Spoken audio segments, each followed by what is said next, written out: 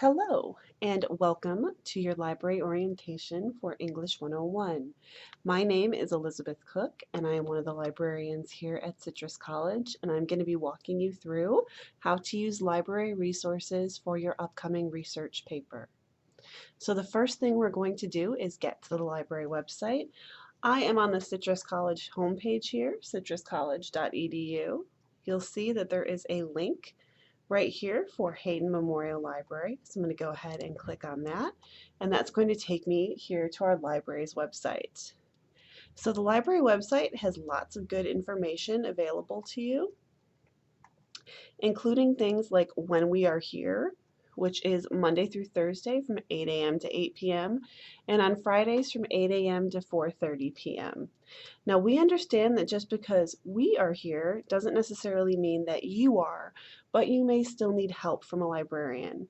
That's why we have this handy Contact Us tab right here.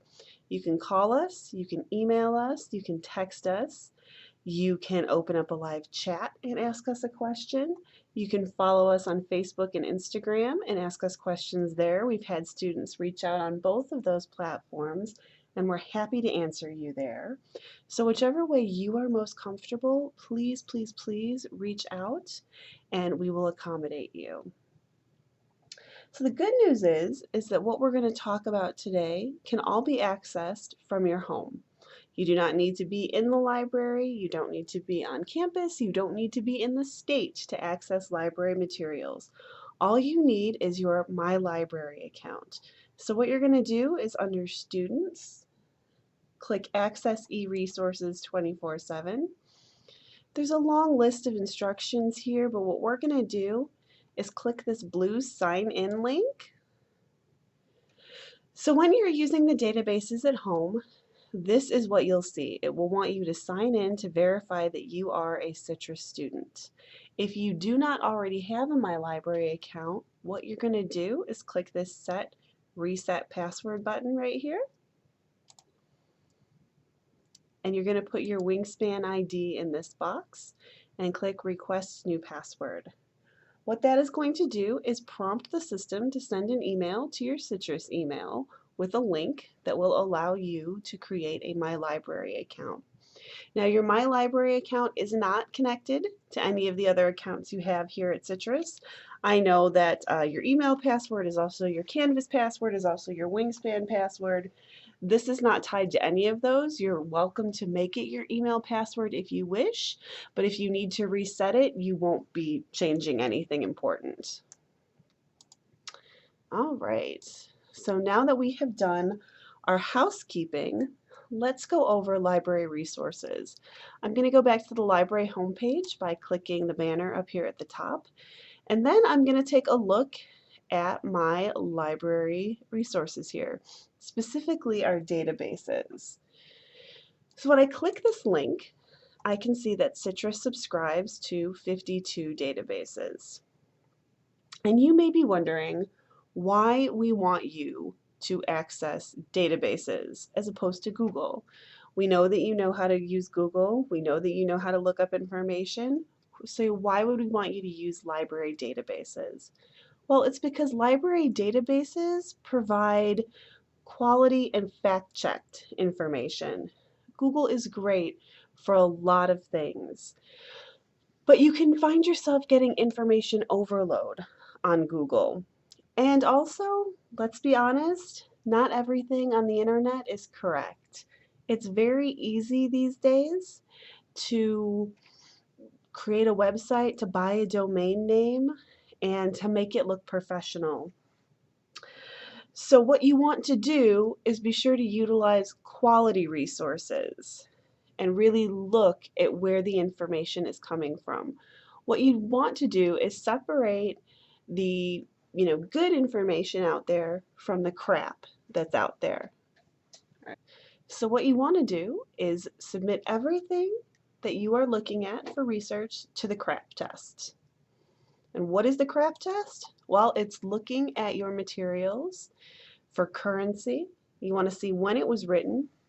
If you're doing something very contemporary and topical, I recommend not going back more than 10 years. You're going to look at the article and see if it's actually relevant to your topic and doesn't just casually mention your topic.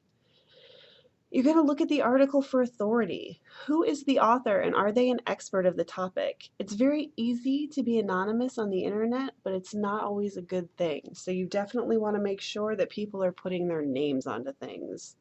Accuracy. Is the information backed up by evidence and is the site reliable? I mean, it should go without saying that you want your information to be accurate, but we're going to say it anyway. You want your information to be accurate. And purpose. Why was it written? Everything is written for a reason. Sometimes it's to educate us, sometimes it's to inform us, sometimes it's to sell us something, sometimes it's to make us feel ways about things. Just be aware of what the author's purpose was in writing the article. So you're going to ask yourself, whenever you read an article, is this crap? The good news is, with the library databases, and the reason we want you to use them, is that they've gone through what we call the cursory crap test, right? They have been verified to have good information and nothing too off the wall. This, of course, does not mean you shouldn't engage those all-important critical thinking skills. You always should, but it's definitely safer than being on Google. So let's take a look at a couple of databases together. The first one I want to look at is under popular databases, Gale eBooks here, it's our third one. So what we have here is a collection of encyclopedias. So this is a good place to kind of start your research if you're not exactly sure what you want to write about. For the purposes of this tutorial, I am going to be looking at climate change. So what I'm going to do is I'm going to go up here and type in my search, climate change. Okay, so that gives me 2,557 results, which is a lot. You don't want to read through over 2,000 articles. So there are a couple of ways we can narrow this down. We can look at the encyclopedia that it's from. So I see my first one here is Environmental Science in Context, Climate Change in Context, Encyclopedia of Bioethics. All of that kind of sounds helpful, so maybe I need to do a little bit more. Well, you're probably not just writing your paper on climate change. There's probably more to your topic than just that simple keyword. So what you can do is utilize this Search Within Results tab over here to add more keywords, to look within these results for more keywords. Perhaps my solution to climate change is electric cars. So what I would do then is type in electric cars and hit go. I can see that that takes me down to 14 results now, which is way better than 2,000, right? A lot more helpful. Be aware, however, that the database is only looking for what I'm telling it. It is looking for the words electric cars because that is what I asked it for. It's not looking for electric vehicle. It is not looking for like specific ones like Tesla or Prius. It's not even looking for electric car singular. So when I have electric cars plural, it gives me 14 results. Let's click on this X here. So it takes it off. Back to my 2000. Go back to search within results. So even having car, that changed my results from 14 to 12. So the reason I like to show you this is to show you that research is something that takes time, right? It is very, not time consuming, but it does take your attention, and it is full of trying things, having them not work, and then trying new things. That's just how it is. There's no magic wand to wave to get the absolute perfect results on your first try. So just be aware that this is something you're going to have to devote a little time to. So out of my 12 results here, I can go through and again look at the name of the encyclopedia that it came from, a little bit about the article here, and let's see.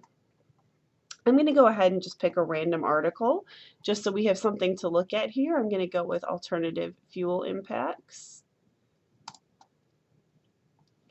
So when I click on that, it pulls up the article, which is great. And I can go through, it's going to sort of underline my keywords. But if you don't want to read through the whole article and just want to judge quickly if this one is for you, what you can do is Control and F. And you'll notice that brings up a little box here on my screen. I'm in Google Chrome and it comes up here. I think in Firefox it's down here, and in Edge I want to say it's over here.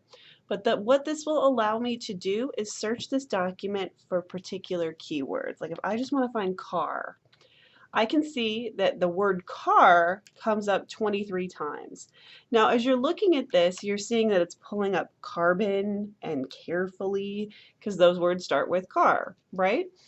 It's not going to give me the context of these words, but it will allow me to click through pretty quickly and see if my topic is mentioned.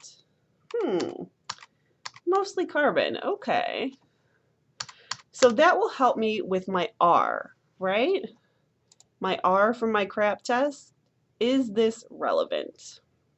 As you go through this, this is a really easy way to decide whether or not an article is relevant for you. If you decide the article is relevant or you would like to look at it further, you can utilize these buttons up here that allow you to print, download, or send the article to your Google Drive, OneDrive, or email. I highly recommend this if you find an article that looks even remotely interesting to you.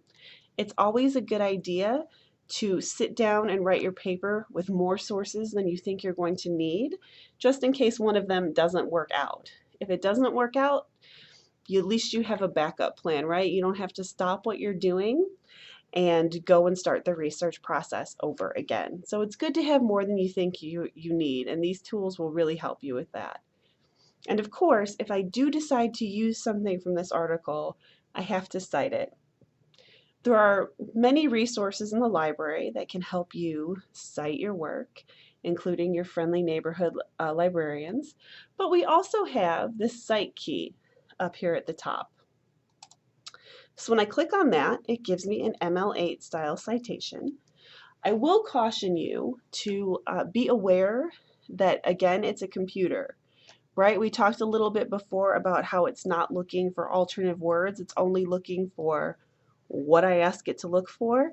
Same with this.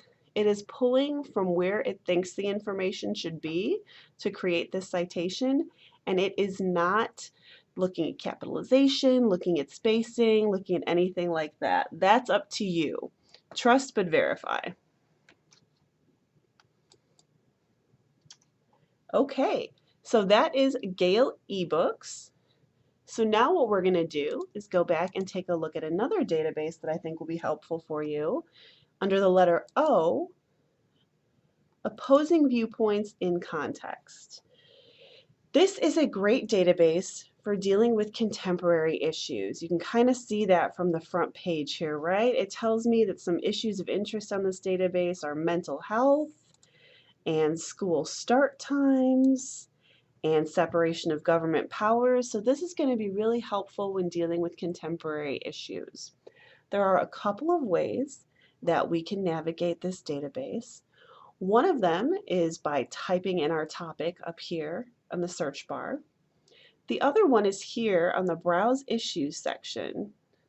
I can click on that and I'll get a list of all of the topics that this database covers. So I'm still interested in climate change. So I'm going to scroll down, and here it is under Global Warming and Climate Change. I'm going to click on that. The first thing it's going to do is give me an overview of the topic. Then it's going to explain to me how this web page is broken down, right? It's broken down into academic journals, news articles, magazines, images, statistics, all sorts of good stuff like that. It's also going to give me viewpoints. And this is important because we tend to have what's called a confirmation bias. We have so much news coming at us from so many different angles all the time that it can be kind of overwhelming. So what people tend to do is to look for news sources that confirm what they already think. Like, oh, this says what I believe, so it must be the correct news.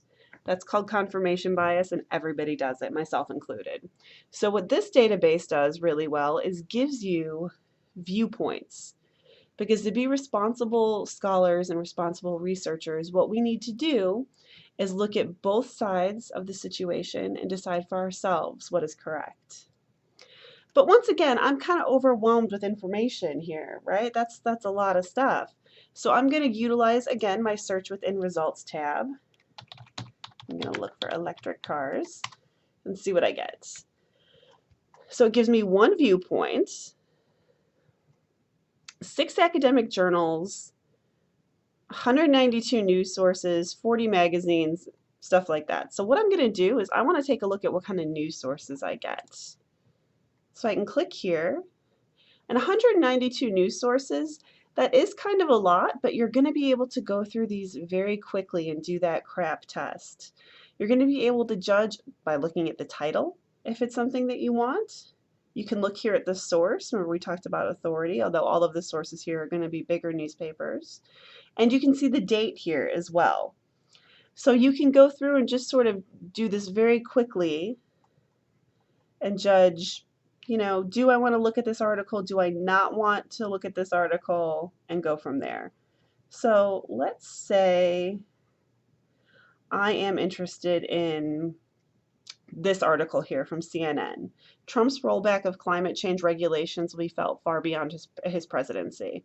So I can see it's from CNN. Okay, that's a good source. It's from September 4th. So it falls within my time span here. So let's go ahead and click on it. I have my article right here, which is great. I can listen to the article if I want. I can have it read to me. I can translate the article. If you are not comfortable reading in English, you can translate the article to be whichever language you prefer.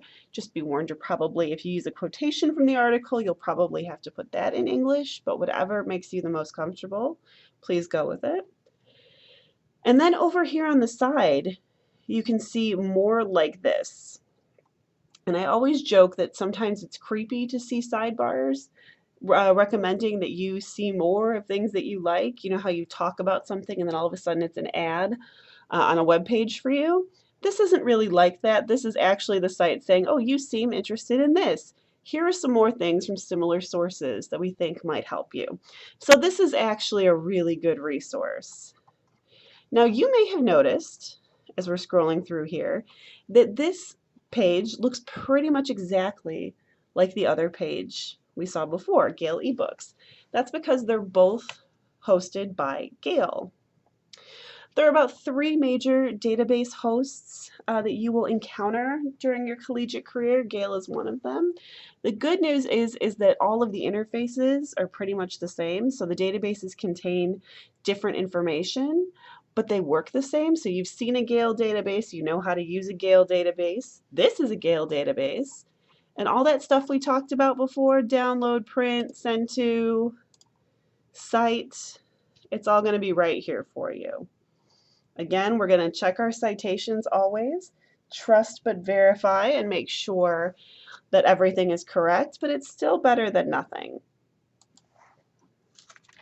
So that is Opposing Viewpoints. Very, very helpful database for when you are doing contemporary issues. So we're going to take a look at one more database together, and it's going to be under the letter M. So M like Megan, M like Mary, and M like Moss Ultra. So Moss Ultra is not hosted by Gale, it's hosted by EBSCO, which a lot of databases are. So again, this is one of those great things where, you know, once you learn how to use an EBSCO database, you know, and it's good. So let's take a look at how to use this one. What I'm going to do is, again, I'm going to put in my topic here. It wants to help me out a little bit and fill stuff in. And there's nothing wrong with using this, right? Like I said, climate change, those are the words I'm typing in, so that's what the database is going to look for. If I want it to look for climate change or global warming, because sometimes we use those terms interchangeably, this might be a good thing to put here. So I'm going to let it do that. And I'm going to do electric cars. Now what I'm going to do is drop down here and I'm going to have it look in all text. I'm going to click search and see what happens. Okay, no results were found. Oh, you see what I did here? I could edit this out, but I'm not going to because it just goes to show. If you spell something incorrectly, the database is not going to recognize it, which is unfortunate. It is not like Google where it says, do you mean to find this? Let's try now with the proper spelling. There we go, 1,284. Okay, so that's a lot better. What this database does is it looks in periodicals, so magazines and newspapers. It looks in those sources for information. So I don't want to read through 1,200 articles. We've talked about this. So what I'm going to do is I can see right down here already that it's looking from 1976 to 2019. That is not within my time span, right? That's not within my currency. So what I'm going to do is take this little slidey guy here and I'm going to pull it all the way over to 2009. Do my 10 years there. Okay, so that took me down to 775. So that's still a lot, but better than we were at. So now there are a few ways I can go through this list and decide whether or not I want to look at the article. Again, the title is going to be super helpful. If the title doesn't strike you, don't worry about it. Don't even bother with the article. You're not going to hurt for information. The important thing is going to be finding the correct information for your paper. So, okay, I can see climate hits, all right. It's from New Scientist, okay, it definitely fits within my date. I can look here and see the subject headings that the author has assigned to their article. So that's pretty helpful. I can also hover over this little piece of paper in the magnifying glass here and get the abstract of the article. So an abstract is the summary. So I can look at the summary of the article and decide from there if I am interested in reading it. If I am, cool, click on it. If not, keep scrolling, right? So maybe I want to look at a different one here. Maybe I'm like, no, that one doesn't work. What about this one? Okay, charge graph, okay. Let's say that I want to look at this one.